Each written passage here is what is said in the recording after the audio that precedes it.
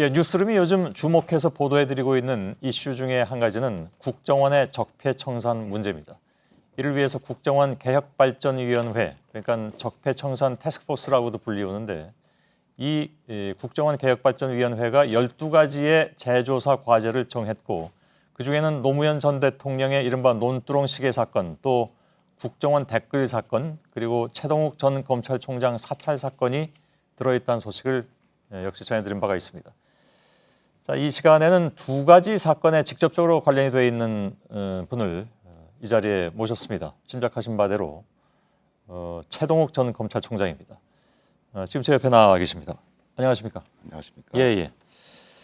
어렵게 나와주셨습니다. 저희 스포트라이트하고도 인터뷰하신 걸로 알고 있습니다. 네. 예, 예. 오늘 내용은 내일 나갈 스포트라이트에도 담기지 않은 내용이 좀 일부 있는 것으로 제가 알고 있는데 네. 그 내용을 좀 중심으로 좀 말씀 나누겠습니다.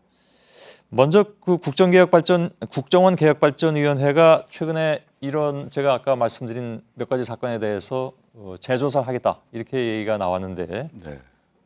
어떤 의미라고 받아들이고 계십니까? 당사자 중에 한 사람으로서는. 그 두 사건의 내용은 뭐 제가 다 압니다만은 예. 매우 시의적절한 결정이라고 생각이 됩니다. 예.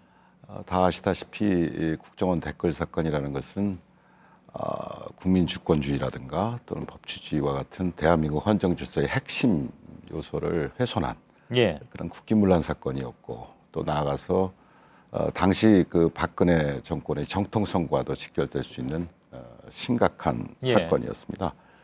그럼에도 불구하고 국정원에 대한 압수수색이 거부당했었고 또 엄청난 그 비협조 또 증거인멸 예. 이런 것이 쭉 연이어졌던 사건이었습니다. 물론 당시 제가 수사지를 했었습니다만. 예, 예. 그러면 그 당사자로서 두 가지 사건에 대해서 스스로 가장 의문이 남는 점이라든가 네. 아니면 이번에 꼭 이 부분은 실체를 밝혀야 된다라는 부분이 있다면 어떤 게 있을까요? 네. 저는 가장 핵심은 당시에 국정원의 데이터베이스를 압수수색을 못했다는 것입니다. 예, 예. 근데 제가 알고 있기로는 국정원의 데이터베이스라는 것은 삭제가 어렵고 아마 대부분의 자료가 지금도 존한되어 있을 것으로 생각이 됩니다. 예. 그래서 지금 이 시점에서는 감찰실에서 자체 조사를 한다고 하니 그런 부분들에 대해서 자체적으로 조사를 해서 예. 관련자의 일체를 추출해내고 그래서 관련자들에 대해서 충분한 전수 조사를 한다면 예. 그 사건 두 사건에 대한 모든 진상 규명이 가능하지 않을까. 그런데 이제 저희들이 보통 상식적으로 알고 있기에는 예를 들어서 뭐 디가우징이라든가 하는 방법으로 아예 그냥 없애버리는 데이터 자체를 그런 기술이 있다고 하잖아요. 그래서 네. 그 사이에 지금 시간이 꽤 많이 지났기 때문에 혹시 그런 방법 등을 통해서 완전히 삭제해버렸다면 못 찾는 것이 아닌가 그런 생각할 수 물론 있는데. 그런 기술적인 문제들에 대해서는 뭐 충분히 대응을 할 수 있으리라고 보고요. 예. 만약에 그 원천적으로 전부 디가우징해서 지워서 복구가 불가능하다. 그렇다면 또 그에 관한 흔적이 남아 있을 것입니다. 예, 예. 또 그렇다면 그 부분에 대해서도 처벌을 해야 될 것이고. 그러니까 그 내용을 증거인멸. 정확하게 볼 수 없다 하더라도 적어도 지운 흔적은 남아 있을 것이다. 그렇죠. 지운 흔적이 남아 있고 또 지운 사람들에 대한 책임 문제 추궁이 가능할 것이고 그걸 말하자면 증거인멸하라고 지시한 사람들이 결국은 또 책임이 있지 않겠습니까? 예. 네. 알겠습니다. 그 국정원 댓글 사건의 경우에 뭐 굉장히 중요한 사건이죠. 아까 말씀하신 대로. 그래서 당시 원세훈 국정원장하고 김용판 서울경찰청장 두 사람에 대한 공직선거법 적용 여부를 두고 굉장히 논란이 있었습니다. 네. 우리가 다 기억하는 것처럼 윗선으로부터 상당히 그 압박이 있었던 것으로 저희들은 알고 있는데 네. 그 압박의 실체를 지금부터 말씀해 주실 수 있습니까? 물론 제가 전직 검찰총장으로서 그 당시 직무상 있었던 문제들에 대해서 예. 구체적으로 이렇게 공개적으로 말씀드린다는 것은 적절치 않습니다. 쉽진 않겠죠. 네. 그러나 그 요체만 간단히 말씀을 드린다면 예. 저희들 입장에서는 원칙에 따라서 이제 수사를 진행을 했었고 예.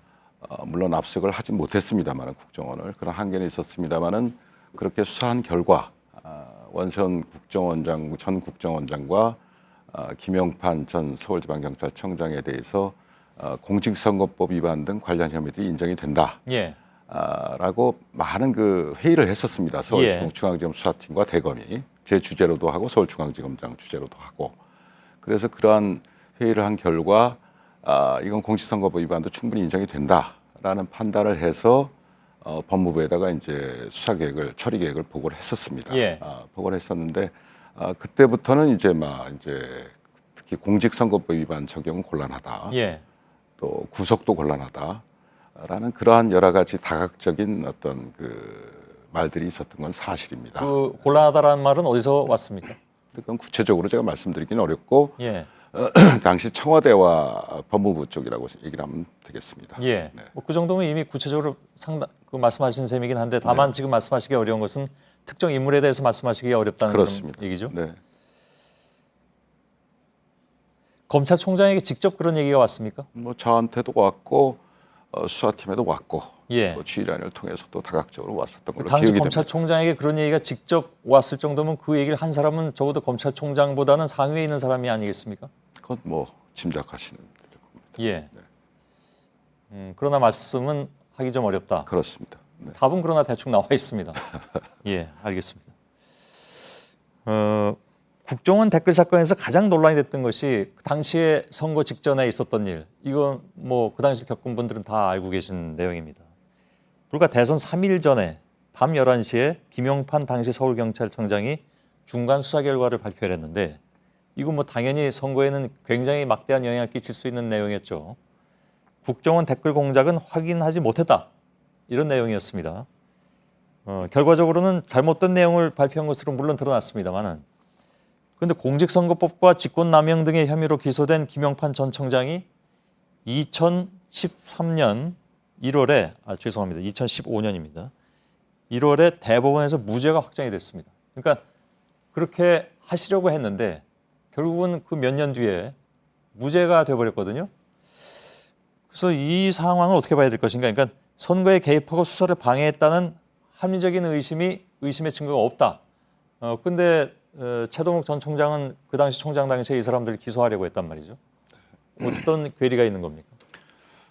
그 부분은 물론 사법부의 판결에 대해서 예. 전직 검찰총장으로서 코멘트한다는 것은 적절치가 않습니다. 예. 다만 한 가지 저희 개인적인 생각을 말씀을 드린다면 예. 무죄 판결 난 이유 자체가 여러 가지 이유가 있을 수 있겠습니다만은 그 중에서도 김연판 서울지방경찰청장의 고의와 또는 동기가 예. 충분히 소명되지 않았다, 입증되지 않았다, 그런 이유가 있지 않았다 생각이 됩니다. 예. 근데 그거와 관련해서는 이제 저희 재직 중에 그 국정원 수사팀에서는 그 부분을 충분히 보강하기 위해서 수도 없이 많은 사람들의 그 관련자들의 그 통화 내역을 조회해서 분석했고 예. 또 그 중에서도 차명폰까지도 전부 찾아서 수사를 했었습니다. 이른바 대포폰. 그렇죠. 예. 그래서 그런 차명폰의 임자가 누구냐 이제 그런 것을 찾아내는데 상당한 시간이 걸려서 예. 나중에 이제 밝혀냈었습니다. 그래서 그 부분에 대해서는 이제 예를 들면 국정원이라든가 당시 경찰이라든가 또는 한나라당 그 캠프 속의 정치인들이라든가 예. 이런 관련자들 사이에 그 하루 이틀 전부터 엄청난 통화 내역이 포착이 됐었고 예. 물론 그 통화 내용까지 저희가 확인할 수는 없었습니다만은 그런 통화 내역 분석 결과로 봐서는 예. 그 당시에 서울지방경찰청과 그 당시 한나라당 캠프 쪽에서 얼마나 많은 그 긴밀한 교신이 있었는가라는 예. 거에 대한 중대한 정황 증거라고 저희는 판단했습니다. 예. 근데 그 부분이 나중에 언론 보도를 제가 퇴임한 뒤에 보니까 그 부분이 증거로 제출되지 않았다는 말도 있고 제가 예. 확인해 보지 못했습니다만은 그래서 만에 하나 그런 증거 자료들이 법정에 현출되지 못했다면 예. 그런 부분은 굉장히 공소유지에도 직접적으로 영향을 줄 수 있는 예. 중차대한 문제라고 생각합니다. 지금 말씀하신 내용은 굉장히 좀 주목이 되는 그런 내용인데요. 저희들이 잘 그동안에 알지 못했던 내용이기도 하고 정리를 하자면 서울경찰청장 김용판 당시 네. 서울경찰청장이죠. 그리고 국정원, 한나라당 이 몇 각으로 삼각 사각으로 굉장히 많은 통화량이 있었다. 네. 사건 수사가 벌어지고 있을 때 그 많은 통화량이 있었는데 그 통화 기록이 지금 증거로도 제출 안 되고 어디론가 사라졌다는 얘기입니까?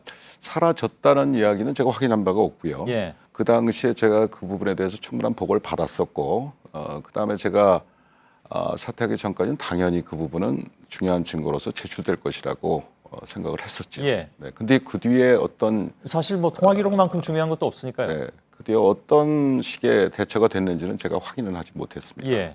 통화 내용을 아까 모르신다고 말씀하셨는데요. 통화 기록과 물론 통화 내용을 다 알 수는 없는 상황도 있지만 그렇게 많은 통화량이 있었다면 그중에 일부라도 통화 내용을 알 수 없었을까요? 통화 내용은 저희가 감청을 하지 않는 한 알 수는 없지요. 예. 네. 일부라도 드러난 것은 없었다. 다만 통화 시간과 누구와 통화했는지 예. 그런 분석대로는 있었던 걸로 알고 있습니다. 그것이 수사 중에 이루어진 통화들이었기 때문에 그 며칠 상관의 일입니다. 그러니까요. 네. 그 통화 시간과 양만 보더라도 대략 어떤 내용이 오갔을 것이다. 그리고 그 이후에 최 전 총장에게 어떤 주어진 뭐 아까 말씀하신 압박 이런 것들의 성격으로 봤을 때 그 통화 내용이 대략적으로 추측은 될 수 있으나 그 뭐 추측이니까 말씀하시기 좀 어려운 측면도 있겠죠. 그렇습니다. 네. 예. 그러면 이번에 저 국정원 적폐청산 TF팀에서 당연히 그 부분을 조사를 해야 되겠군요. 충분한 뭐 보완이 이루어져야 된다고 생각을 합니다. 예, 예. 나올 수 있을지 모르겠습니다만 그러나 아무튼 주목되는 부분이면 틀림이 없는 것 같습니다. 국정원이 최 전 총장에 대한 그러니까 이른바 뒷조사를 하기 시작한 것이 바로 그 이 사람들 기소하려던 그 시기였죠. 나중에 밝혀진 바에 의하면 뭐 6월 한 7일 뭐 그렇게 기억을 합니다. 예, 근데 그때가 이 당시에 이제 이 공직선거법 적용 여부 예, 그 예. 문제에 대해서 많은 갈등이 있었을 당시였고요. 예, 또 법무부에서 이제 말하자면 공직선거법 적용에 대해서 승인을 한 바로 예. 그 시점입니다. 네. 그 전에 전혀 그 낌새를 알지 못하셨나요? 전혀 감지를 못했습니다. 네. 그래도 검찰총장 자리라면 굉장히 많은 정보가 모이는 곳인데도 자신에 대한 그런 뒷조사가 있었다는 것을 전혀 알 수가 없는 것이었을까요? 저는 보도 직후에 정보보고를 받아서 알았고요. 아 그렇습니까? 그다음에 예, 그 직후에 보도된 이후에 이제 여러 채널을 통해 정보보고를 받아서 예, 이것이 좀 이상하다. 뭔가 사찰의 흔적이 엿보인다. 예. 이제 그런 판단을 그때 했습니다. 보도 예. 직후죠. 네. 알겠습니다. 그 부분은 뭐 사실 사생활 문제이긴 한데 그 부분에 대한 최 전 총장의 입장은 나중에 발표하실 계획인 걸로 알고 있습니다. 지금 그 부분에 대해서는 뭐 여러 가지 저한테는 개인적인 아픔이 있는 문제이기도 예, 하고 또 지금 이 자리에서 그런 말씀을 하시니까 2013년 당시에 그런 아픔이 떠오릅니다. 예, 아프지만 또 마침 이런 자리에 제가 공개성이 나오게 됐으니까 예. 그 부분에 대해서는 최소한의 골격이라도 말씀드리는 것이 전직 총장으로서의 도리라고 생각을 합니다. 예, 박근혜 정권이 권력을 이용해서 저희 신상을 털기 시작한 것이 2013년 6월로 알려져 있습니다만 예. 제가 그 문제를 개인적으로 정리한 것은 그로부터 3년 6개월여 전이 2010년 예, 2010년 초경입니다. 초경이고 뭐 구체적인 내용에 대해서 이 자리에서 말씀드리는 건 적절치 않다고 생각을 하고요. 그런데 이제 그때 당시는 저희 큰 딸이 이제 갑자기 22년간 아프다가 갑자기 갔을 때고, 그래서 상당히 그때 저도 그렇고 가족들도 그렇고 정신을 못 차리고 있을 때인데 예, 그 무렵에 제가 이제 개인적으로 정리를 했었습니다. 정리를 했었고 또 2013년 9월 6일 날 조선일보 보도 이후에 이제 그 아이의 친자 여부에 대한 논란이 예, 예. 여러 달 동안 진행이 됐고 그 이후에 그쪽하고 제가 이야기를 해서 아이가 그 말하자면 사춘기니까 예. 사춘기니까 성인이 된 후에 DNA 검사를 해서 예. 확정을 짓기로 하고 그래서 만약에 사실로 밝혀지면 그에 따른 뭐 당연한 책임을 지는 걸로 그렇게 합의를 했습니다. 예, 예. 합의를 했고 혹시 몰라서 그런 부분에 대해서는 여러 가지 금전적인 합의도 했었던 걸로 돼 있습니다. 예, 예. 또 합의는 지금도 유효하고 하지만 저는 공인으로서 당시에 그 정의로운 검찰을 바라던 국민들의 그런 열망을 예. 저 개인의 어떤 일신상의 사유로 인해서 그런 열망들이 좌절된 것에 대해서 공인으로서 지금 생각해도 몹시 국민 여러분들께 죄송하게 생각합니다. 예. 죄송합니다. 예. 또 아울러서 총장 이전에 뭐 저를 평생 믿어주고 보좌해왔던 내조해왔던 제 처라든가 또 두 딸에 대해서도 가장으로서 굉장히 많이 미안하고 예, 또 가슴 아프게 생각을 합니다. 알겠습니다. 뭐 개인적으로는 뭐 쉽지 않은 얘기실 텐데 아무튼 하셨군요. 네. 보충 질문 드리지 않겠습니다. 네. 예. 최동욱 전 총장이었습니다. 여기까지만 좀 듣겠습니다. 고맙습니다. 예.